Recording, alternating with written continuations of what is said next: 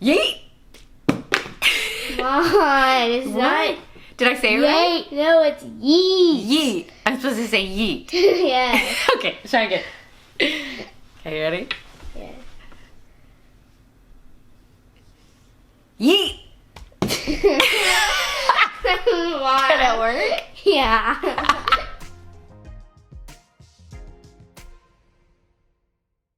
Hey everybody, welcome back to Simply Cerisa and the next edition of Friday My Day. Today is kind of it's not an anti-haul, but it's basically 3 products that everybody loves except me apparently. So I wanted to just get on here, tell you about these 3 products and tell you why I don't like them. Okay, so let's get started. The first one, and I feel like I'm gonna get banned from ever talking about makeup again for this, it is the All-Nighter Spray from Urban Decay.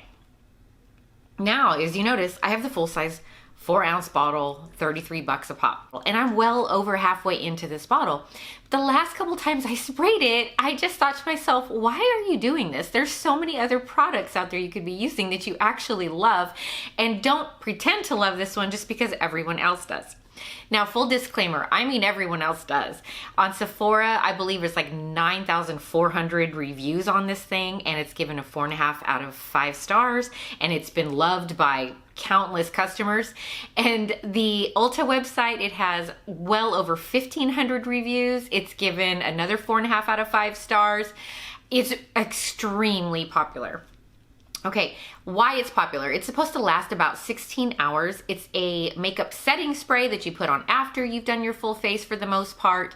And it's supposed to melt everything together in a perfect way, keep your makeup looking perfect for well over a whole day. And it's not supposed to melt, slide, or settle into fine lines. I don't know how many of you have noticed this before, and it smells like spit. I don't know how else to say it. And yes, I said spit with a P, S-P-I-T. Every single time I spray this on my face, it smells like saliva, and I can't get past it. So that's problem number 1. But that smell does dissipate, and this does keep your makeup in place. But aside from the smell, I've noticed that several hours into the day, when I really look at my makeup, it cracks. And I don't mean it cracks like settles into my fine lines. I mean it literally looks like it cracks. Similar to if you have a really strong clay mask on, and then after it dries and it starts to literally crack with the movement of your face. I notice those cracks forming, especially where I have a lot of movement and I have laugh lines and things that I'm very expressive, I get it, but my skin is made to move, and I like to laugh, and my eyes crinkle up and my cheeks move. And so what I noticed is not settling, but cracking. And I'll sit there and I look in the mirror when it's magnified, and I really look at the lines, and I straighten my face out, and I literally see actual cracks in my foundation and my powder. It's the oddest thing. And it, to me, ages me a lot. So especially at the end of the day, maybe I'm out to dinner, maybe I'm at, a get together, and then I go into the mirror in the bathroom and I see these cracks on my face, and there's really nothing I can do about it because this stuff has set everything so well. It's not like I can just blend it back and it's going to just, melt together. It doesn't. This stuff sets too well. And so those cracks just have to stay there for the rest of the night until my makeup comes off. So that's why I tried to yeet this. This next product is a mouthful, so I have to read it. It is the Neutrogena Hydro Boost Water Gel with hyaluronic acid in it. So it looks like this, if I can get that for you. It's a rather large container. It's only 1.7 ounce though. This alone retails for about $24 for 1 jar. Now, disclaimer, I bought this at Costco because I thought I was getting an even better deal. I got 2 of these for $24.90 something. So that averaged about $12.50 or so per jar. And I thought, oh my gosh, if this stuff is good as everybody says it is, $12 a jar, I can't beat this. So I brought it home. Now, the reason why I tried this was, as you have seen my other video, I'm using Curology, and I had to rabbit trail a little bit, but they actually have a small list of moisturizers that they recommend and say are non-comedogenic, and they're good for your skin, especially if you have dry skin, to put on after you use your Curology, and this was one of those products. So I thought, oh great, all right, you know, kill two birds with one stone type of thing. So I purchased this from Costco, brought it home. I probably should have known better.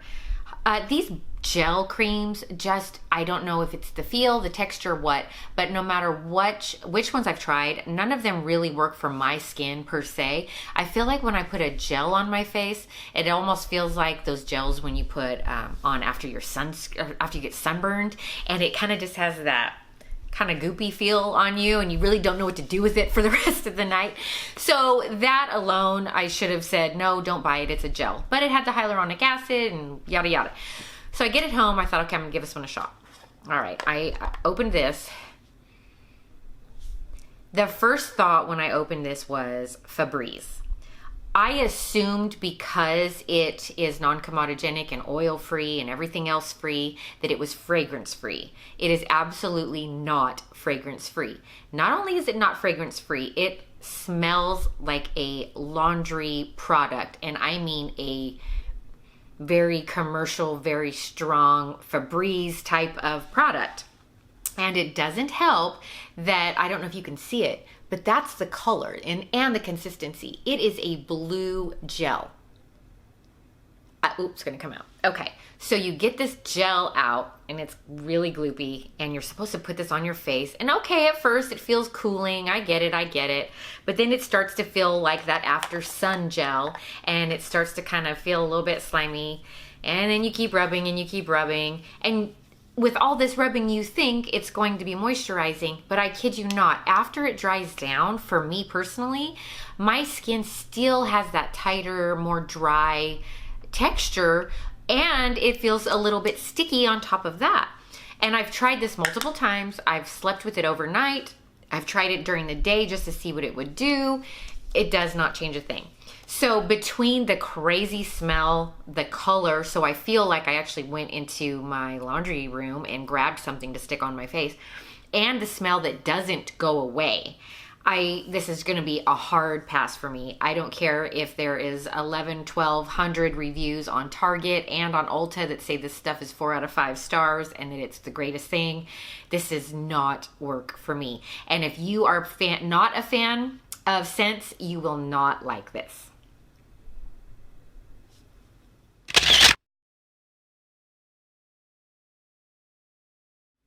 This next product that I'm going to talk about again is an Urban Decay product, $24. It is so not working for me that I actually threw it away already, and I found a much cheaper and much better dupe for it.